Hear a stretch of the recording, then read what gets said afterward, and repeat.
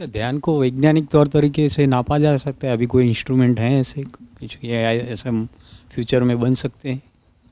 ध्यान क्या है?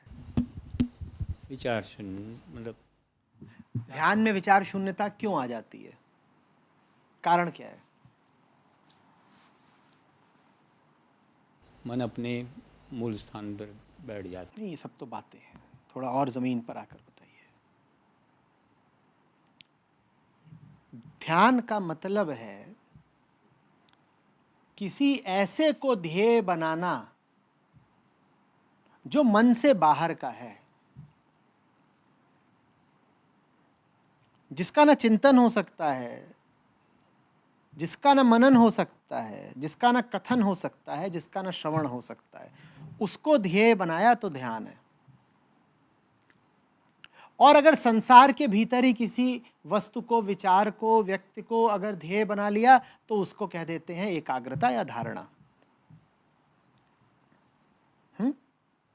भाई मुझे अगर पानी चाहिए तो ये ध्यान नहीं कहलाएगा, क्योंकि मैं क्या मांग रहा हूं? मैं कुछ ऐसा मांग रहा हूं जो दुनिया के भीतर का ही है। दुनिया के भीतर का मांगते मांगते जीव एक दिन उकता जाता है।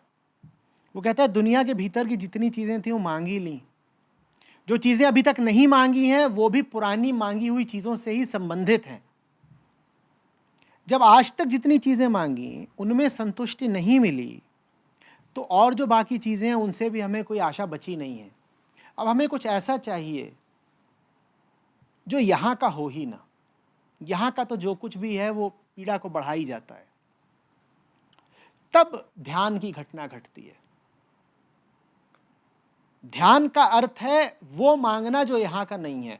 इसी वाक्य को दूसरे तरीके से पढ़ें तो ध्यान का अर्थ है यहां का जो कुछ है उसे नहीं मांगना।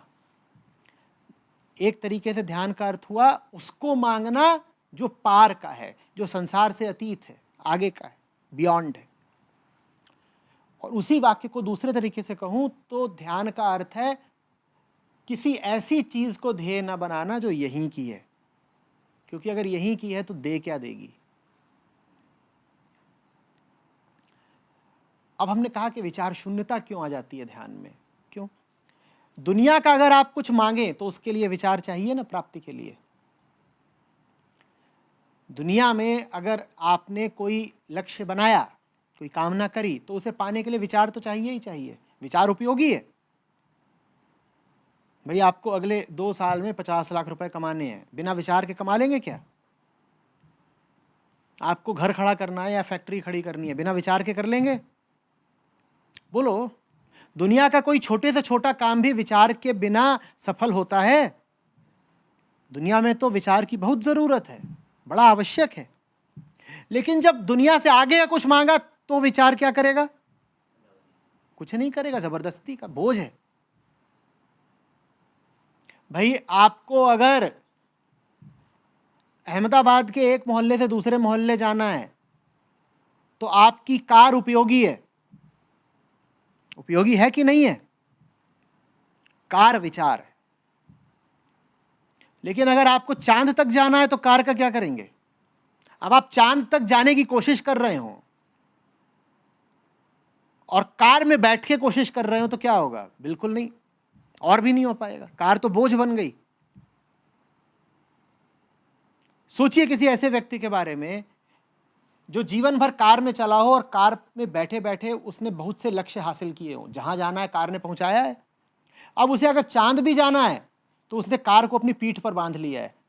कह रहा आज तक मैं जहां पहुंचा कार के साथ ही पहुंचा। तो इसका तात्पर्य यह है कि अगर मैं चांद पर भी पहुंचूंगा तो कार के साथ ही पहुंचूंगा। वो कार को पीठ पे बांधे बांधे उड़ने की कोशिश कर रहा है।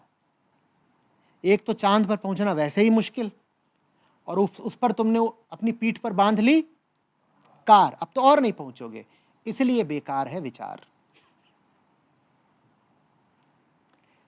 क्योंकि विचार तुम्हें इस दुनिया में जिस भी जगह जाना हो पहुंचा देगा, कोई शक नहीं इसमें। विचार बहुत उपयोगी है। लेकिन जब चांद पर जाना हो, अरे मैं चंद्रयान वाले चांद की बात नहीं कर रहा हूं। किस चांद की बात कर रहा हूं? जो पार का चांद, वो चांद नहीं जो पृथ्वी के इर्द गिर्द चक्कर काटता है। उस चांद तक जब जाना हो तो एक तो काम वैसे ही मुश्किल, ऊपर से कार क्या करेगी। इसलिए विचार शून्यता आवश्यक है। विचार शून्यता आ ही जाती है क्योंकि विचार 2 बार 4 बार उस लक्ष्य तक पहुंचने की कोशिश करेगा, फिर विफल हो जाएगा। जब विफल हो जाएगा तो खुद ही थक हार करके सो जाएगा। अगर ध्यान के वक्त भी विचार चल रहे हैं तो इसका मतलब यह है कि आपने ध्येय ही दुनिया की किसी चीज को बना लिया है, तभी तो विचार चल रहे हैं। अन्यथा विचार स्वयं ही जान जाता है कि मैं अनावश्यक हूं। अभी जो प्रक्रिया चल रही है, अभी जो अभियान भीतर छिड़ा हुआ है, उसमें मेरी कोई जरूरत नहीं, फिर वो चुप हो जाता है।